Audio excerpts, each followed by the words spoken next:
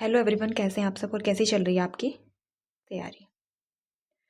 तो आज हम हमारी अगली क्लास और इसमें हम करेंगे बात। तो इसमें हम बात कर रहे हैं जैन धर्म की। और इससे पहले एक बात और बता दूं, पीडीएफ तो पीडीएफ के लिए जिनको भी पीडीएफ चाहिए तो वो टेलीग्राम पर मिल जाएगी। आप टेलीग्राम से जुड़ सकते हैं और इसका लिंक डिस्क्रिप्शन में मिल जाएगा। और अगर क्लास पसंद आ रही हो तो प्लीज़ चैनल को सब्सक्राइब कर लें। तो चलिए स्टार्ट करते हैं आज की हमारी क्लास। जैसे फटाफट हम स्टार्ट करते हैं। तो जैन धर्म के संस्थापक एवं प्रथम तीर्थंकर ऋषभदेव कौन है? तो ऋषभदेव है। और 23वें तीर्थंकर तो पार्श्वनाथ, काशी के इक्ष्वाकु वंशीय राजा अश्वसेन के पुत्र थे ये। तो काशी के इक्ष्वाकु वंश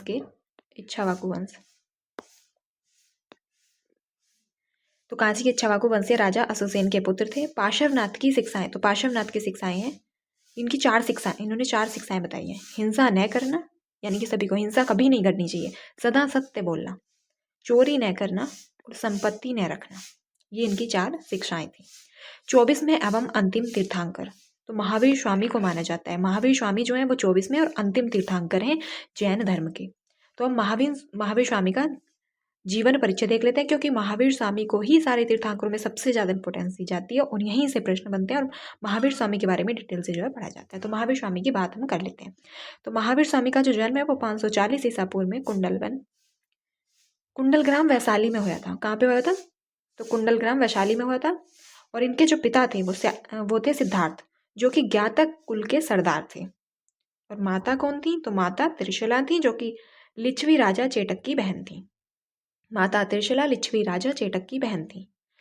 पत्नी, तो इनकी जो पत्नी थी यशोदा थी। और इनकी पुत्री का नाम अनुजा प्रियदर्शनी था। और बचपन का नाम जो था तो वो वर्धमान था। महावीर स्वामी का बचपन का नाम वर्धमान था। तो इन्होंने संन्यास कब लिया था? तो महावीर स्वामी ने संन्यास लिया था 30 वर्ष की आयु में।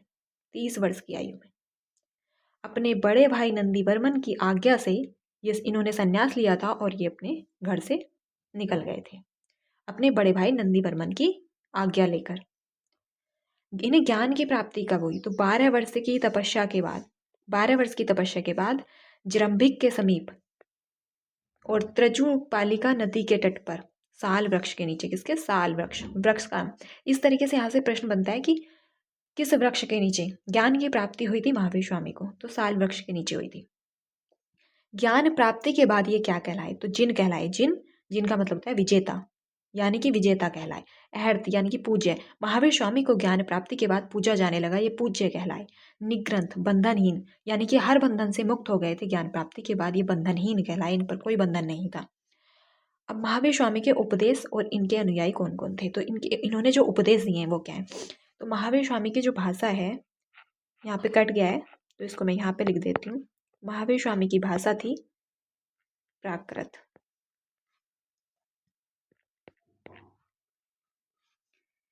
महावीर स्वामी की जो भाषा थी वो प्राकृत थी, जिसको अर्धमगधी भी कहा जाता है।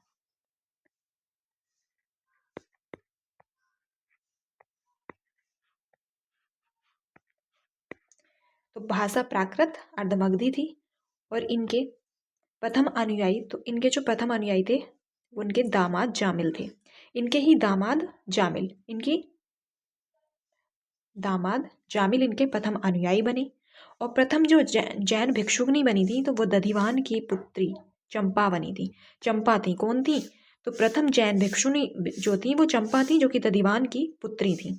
महावीर ने अपने शिष्यों को 11 गणधरों में विभाजित किया था। कितने? 11 गणधरों में। तो महावीर के जो शिष्य थे उन्हें 11 गणधरों में विभाजित किया गया था। आर्य सुधर्मा कौन थे? ये एक इंपॉर्टेंट पॉइंट है, इसलिए इसे अकेला ऐसा एक गंधर्व था जो महावीर की मृत्यु के बाद भी जीवित रहा और जैन धर्म का प्रथम थेरा या मुख्य उपदेशक हुआ। वो था आर्य सुधर्मा। चलिए आगे देख। जैन धर्म का अब विभाजन के बारे में हम बात कर लेते हैं। तो जैन धर्म का विभाजन, तो 300 ईसा पूर्व में मगध में 12 वर्षों का भीषण अकाल पड़ा था। तो 300 ईसा पूर्व में मगध में 12 वर्षों का भीषण अकाल पड़ा, जिसके कारण भद्रभाव जो थे वो अपने शिष्यों सहित कर्नाटक चले गए थे। कौन चले गए थे? भद्रभाव। तो भद्रभाव अपने शिष्यों को लेकर कर्नाटक चले गए भद्रभाव, जबकि स्थूलभद्र जो थे उन्होंने जाने से इनकार कर दिया और वो नहीं गए, वो यहीं पर रहे। और भद्रभाव यहाँ से कर्नाटक चले गए थे क्यों? अकाल के कारण बहुत भीषण अकाल पड़ा था जो 12 वर्षों तक पड़ा था। तो अब इनके 2 भागों में इनका विभाजन हो गया, क्योंकि भद्रभाव, एक भद्रभाव और एक स्थूलभद्र, 2 भागों में विभाजन हो गया। एक स्थूलभद्र हो गए, एक भद्रभाव हो गया। अब इन्हें भद्रभाव और स्थूलभद्र, तो इनके जो 2 भागों में ये बटे, तो एक को श्वेतांबर कहा जाने लगा, एक को दिगंबर। तो श्वेतांबर तो वो कहलाए जो कि स्थूलभद्र के शिष्य थे, जो वहीं पर रहे थे, नहीं गए थे। और दिगंबर जो कि भद्रभाव जो चले गए थे। और दिगंबर, तो श्वेतांबर वो हैं जो स्थूलभद्र के शिष्य, यानी कि ये क्या करते थे? तो सफेद वस्त्र धारण करने वाले स्थूलभद्र के शिष्य श्वेतांबर कहलाए, और भद्रभाव के शिष्य जो नग्न रहते थे वो दिगंबर कहलाए। अब आते हैं जैन धर्म के त्रिरत्न की बात कर लेते हैं, और यहाँ से ये बहुत ज़्यादा इम्पोर्टेंट टॉपिक हो जाता है, क्योंकि यहाँ से प्रश्न जात्र बनता है। यहाँ से पैट में भी प्रश्न आया हुआ है, यूपी पुलिस में भी आया था एक शिफ्ट में, यूपी कांस्टेबल में भी।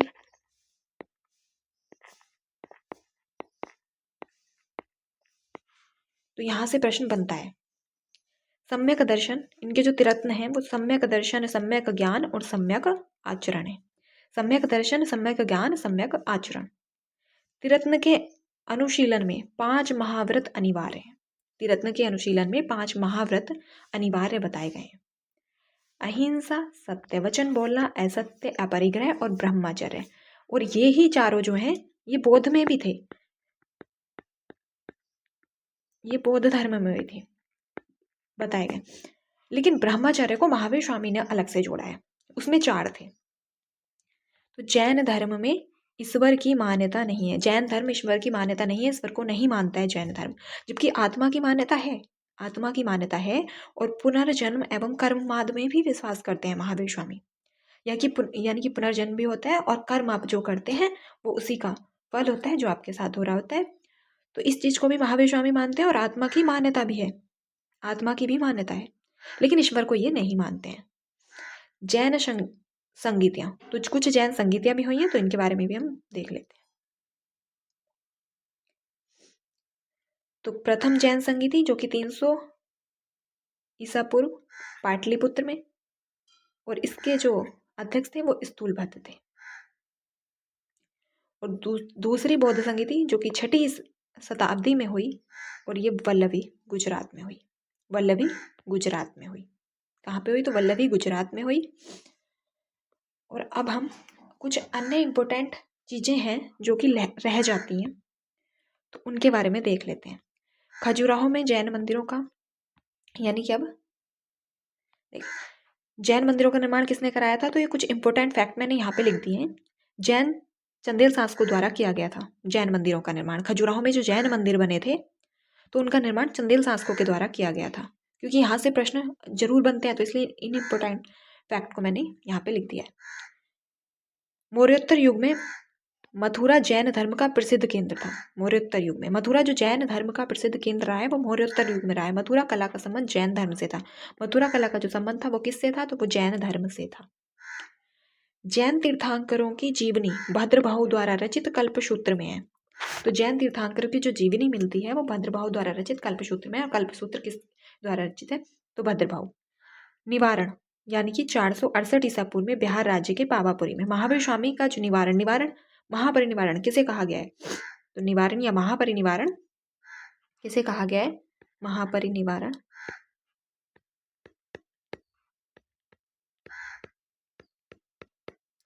तो ये किसे कहा गया है? तो ये मृत्यु को कहा गया है। तो महावीर स्वामी की जो मृत्यु है यानी कि निवारण है वो 468 ईसा पूर्व में बिहार राज्य के पावापुरी में हुआ था। और अब हम अगले टॉपिक पर चलते हैं, और हमारा अगला टॉपिक है बौद्ध धर्म। बौद्ध धर्म, तो बौद्ध धर्म के प्रवर्तक गौतम बुद्ध को माना जाता है। किसे? गौतम बुद्ध को माना जाता है, और इन्हें एशिया का ज्योतिपुंज भी कहा जाता है। तो एशिया का ज्योतिपुंज किसे कहा जाता है? तो गौतम बुद्ध को कहा जाता है। और ये हो जाता है बहुत ज़्यादा इम्पोर्टेंट, क्योंकि यहाँ से कई बार प्रश्न बन चुका है। हो सकता है आपके ये सब चीज़ें याद हों, तो आपका रिवीजन हो जाएगा। और कुछ ऐसे भी होंगे जिन्हें ना याद हो, क्योंकि जो शुरुआत कर रहे होते हैं तैयारी की, तो उनके लिए बहुत ज़्यादा इंपॉर्टेंट होने वाला है।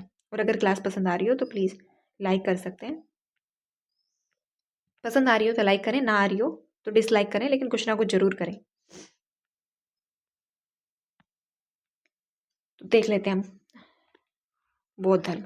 तो गौतम बुद्ध के बारे में अब हम जान लेते हैं। तो गौतम बुद्ध का जो जन्म है वो 563 ईसा पूर्व में कपिल वस्तु के लुम्बिनी नामक स्थान पर। कहाँ पे? कपिल वस्तु के लुम्बिनी में।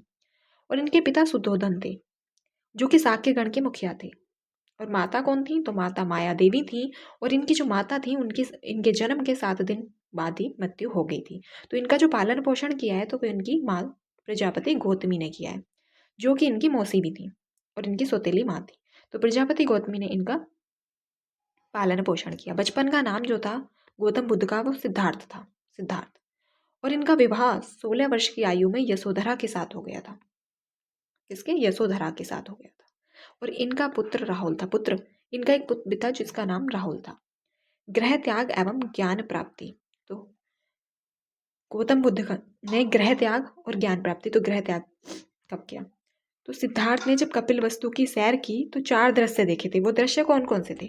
तो पहले तो उन्होंने देखा, वो घर से जैसे निकले तो उन्होंने देखा एक बूढ़ा व्यक्ति। फिर उन्होंने एक बीमार व्यक्ति को देखा जो बहुत ज़्यादा परेशान था, बीमार था। और उसके बाद फिर उन्होंने एक साधु को देखा और फिर एक सन्यासी को देखा। तो उन्होंने 4 चीज़ों को देखा और उसके बाद उनके मन में गृह त्याग या सन्यास की बात आई, वो वहाँ से चले गए। गृह त्याग, तो गृह त्याग उन्होंने 29 वर्ष की आयु में किया था। और बुद्ध धर्म में इसे महाभिनिष्क्रमण कहा जाता है। बौद्ध धर्म में इसको क्या कहा जाता है? उनके गृह त्याग को तो महाभिनिष्क्रमण कहा जाता है। और महाभिनिष्क्रमण गौतम बुद्ध ने 29 वर्ष की आयु में जो है किया था। और उनके जो प्रथम गुरु थे वो आलार कलाम थे। वैशाली में सांख्य दर्शन की शिक्षा जो है, सांख्य दर्शन की शिक्षा गौतम बुद्ध को तो वो आलार कलाम से मिली थी। दूसरे गुरु जो थे उनके, तो रुद्रकराम पुत्र, तो रुद्रकराम पुत्र राजगीर में इनके दूसरे गुरु थे। और इन्होंने जो तपस्या की तो वो 6 वर्ष की कठिन तपस्या के बाद 35 वर्ष की आयु में निरंजना नदी के किनारे, निरंजना इसे फल्गु भी कहा जाता है, नदी के किनारे पीपल वृक्ष, किस वृक्ष के नीचे? तो पीपल वृक्ष के नीचे वैशाख पूर्णिमा की रात ज्ञान प्राप्ति हुई थी।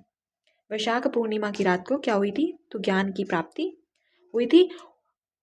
और बौद्ध धर्म का जो प्रसिद्ध त्योहार जो मनाया जाता है वो वैशाख पूर्णिमा है। वैशाख पूर्णिमा इनका एक प्रसिद्ध त्योहार भी बन गया है। अब देख लेते हैं गौतम बुद्ध। तो गौतम बुद्ध के उपदेश एवं धर्म प्रचार। तो इन्होंने जो अपना प्रथम उपदेश दिया था वो सारनाथ में दिया था, ऋषिपटनम सारनाथ में।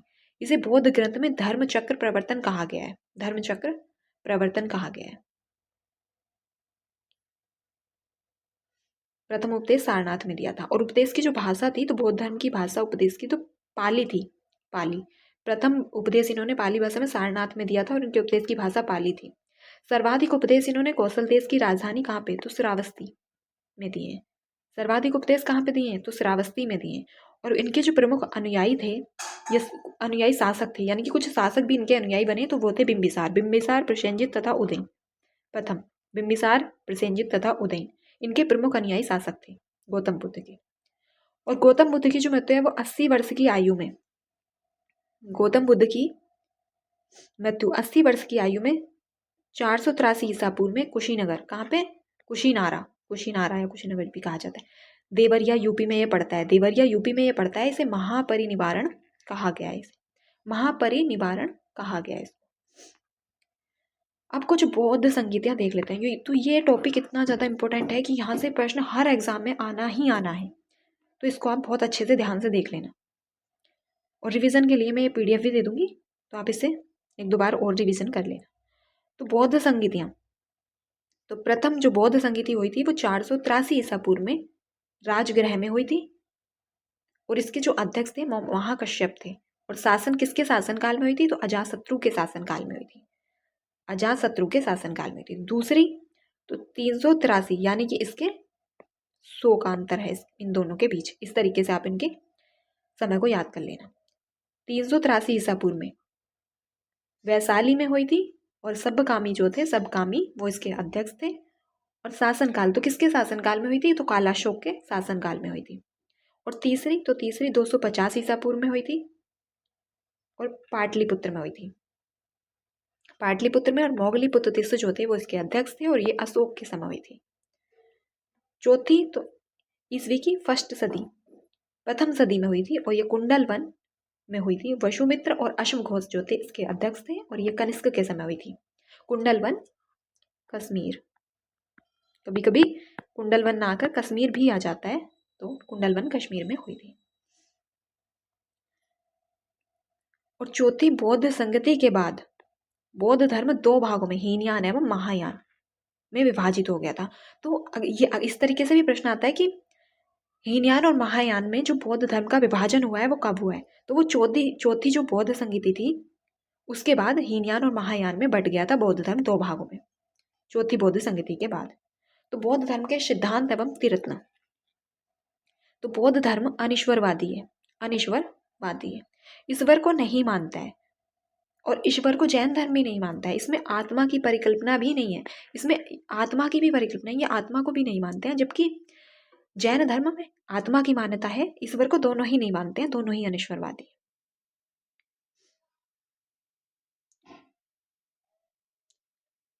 बुद्ध पुनर्जन्म में विश्वास करते हैं। बुद्ध पुनर्जन्म में विश्वास करते हैं। तृष्णा के क्षीण हो जाने की अवस्था को ही बुद्ध ने निवारण कहा है। निवारण किसे कहा है? तृष्णा के क्षीण हो जाने की अवस्था को ही निवारण कहा है बुद्ध ने। बुद्ध के तिरत्न है बुद्ध धम्म और संघ। बुद्ध धम्म और संघ जो है वो बुद्ध के तिरत्न है। अब कुछ महत्वपूर्ण इंपॉर्टेंट टॉपिक हैं, तो इनको हम देख लेते हैं। तो बौद्धों का जो सबसे पवित्र त्योहार है, ये मैंने ऊपर भी बताया है, तो वो है वैशाख पूर्णिमा। बौद्धों का सबसे पवित्र त्योहार वैशाख पूर्णिमा माना जाता है, जिसे बुद्ध पूर्णिमा भी कहा जाता है। बुद्ध ने सांसारिक दुखों के संबंध में 4 आर्य सत्यों का उपदेश दिया है। 4 आर्य सत्यों का उपदेश दिया है, जो मैंने ऊपर भी बताए हुए हैं। दुखों से मुक्ति हेतु अष्टांगिक मार्ग की बात कही गई है। दुखों से मुक्ति हेतु, तो दुखों से मुक्ति हेतु अष्टांगिक मार्ग की बात कही गई है। बौद्ध धर्म का परम लक्ष्य क्या है? तो बौद्ध धर्म का परम लक्ष्य निवारण प्राप्ति, निवारण प्राप्ति, दीपक का बुझ जाना, निवारण को कहा जाता है। बौद्ध धर्म का परम लक्ष्य है निवारण प्राप्ति। भिक्षुक, संन्यास लेने वाले को भिक्षुक कहा जाता है। उपासक किसे कहा जाता है? यानी कि भिक्षुक जो संन्यास ले ले, और उपासक गृहस्थ जीवन में बौद्ध धर्म मानने वाले को उपासक कहा जाता है। संघ में प्रवेश की जो न्यूनतम आयु बताई गई है वो 15 वर्ष बताई गई है। कितनी? तो 15 वर्ष बताई गई है। प्रविष्टि को उपसंपदा कहा जाता था। प्रविष्टि को उपसंपदा कहा जाता था। अब कुछ प्रसिद्ध बौद्ध मठों के बारे में देख लेते हैं। तो भारत में उपासना की जाने वाली प्रथम मूर्ति संभवतः बुद्ध की ही थी, जिसकी प्रथम ऐसी मूर्ति जिसकी मूर्ति के रूप में प्रथम उपासना की गई थी, तो वो भारत में संभवतः ये माना जाता है कि, मतलब 100% श्योर नहीं है, संभवतः माना यही जाता है कि वो बुद्ध की ही थी। तो अब हमारा अगला टॉपिक है शैव धर्म एवं वैष्णव धर्म। यहाँ से भी प्रश्न बन जाते हैं, लेकिन बौद्ध धर्म और जैन धर्म ज़्यादा इंपॉर्टेंट है। लेकिन देखना आप इसको भी एक बार जरूर। शैव धर्म, तो भगवान शिव की पूजा करने वालों को क्या कहा जाता है? शैव कहा जाता है। शैव। ऋग्वेद में शिव के लिए रुद्र शब्द का प्रयोग हुआ है। जब ऋग्वेद के बारे में आपने पढ़ा होगा तो वहाँ पे जो देवता बताया गया ऋग्वेद में, जो देवता पूजे जाते थे वो रुद्र को ही बताया गया है, और रुद्र को शिव का रूप माना गया है।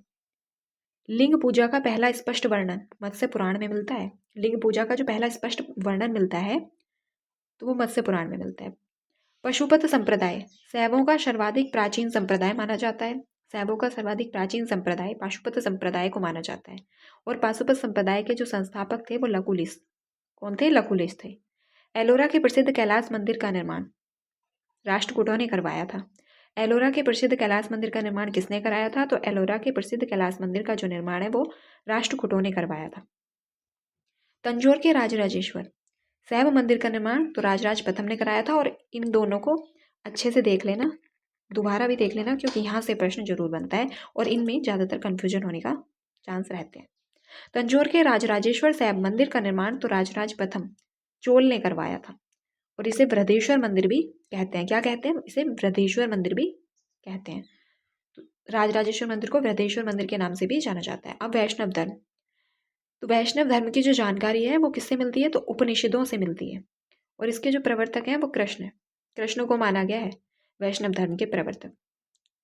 ये वृष्ण कबीले के लोग थे, कृष्ण कबीले के थे। विष्णु के 10 अवतारों का उल्लेख वैष्णव धर्म में, तो मत्स्य पुराण में, किसमें? मत्स्य पुराण में मिलता है। विष्णु के 10 अवतारों का उल्लेख मत्स्य पुराण में मिलता है। गुप्त काल में विष्णु का वराह अवतार सर्वाधिक प्रसिद्ध था। गुप्त काल में विष्णु का वराह अवतार जो है वह सर्वाधिक प्रसिद्ध था। कौन सा अवतार? वराह अवतार। अब कुछ मठ देख लेते हैं जो कि इंपॉर्टेंट है। तो टाबो मठ, ये स्पीति घाटी हिमाचल प्रदेश में है। टाबो मठ, स्पीति घाटी हिमाचल प्रदेश। नामंग्याल मठ, धर्मशाला हिमाचल प्रदेश। नामंग्याल मठ, धर्मशाला हिमाचल प्रदेश। हेमिस मठ लद्दाख में है और तवांग मठ अरुणाचल प्रदेश में है। और आज की हमारी क्लास जो है यहीं पर कंप्लीट होती है और इससे आगे के टॉपिक कल की क्लास में आएंगे। अगली क्लास के लिए मिलते हैं कल। और अगर क्लास पसंद आई हो तो चैनल को सब्सक्राइब कर सकते हैं। और दूसरी क्लास यानी कि दूसरा जो सब्जेक्ट शुरू किया जाए वो किस सब्जेक्ट को शुरू किया जाए इसके साथ में दूसरा सब्जेक्ट, तो उसके लिए आप कमेंट करके बता सकते हैं कि पॉलिटी शुरू किया जाए या फिर कोई और सब्जेक्ट शुरू किया जाए। तो उसके लिए स्टैटिक जीके जो भी किया जाए उसके लिए आप बता सकते हैं कमेंट करके। तो चलिए इस क्लास को यहीं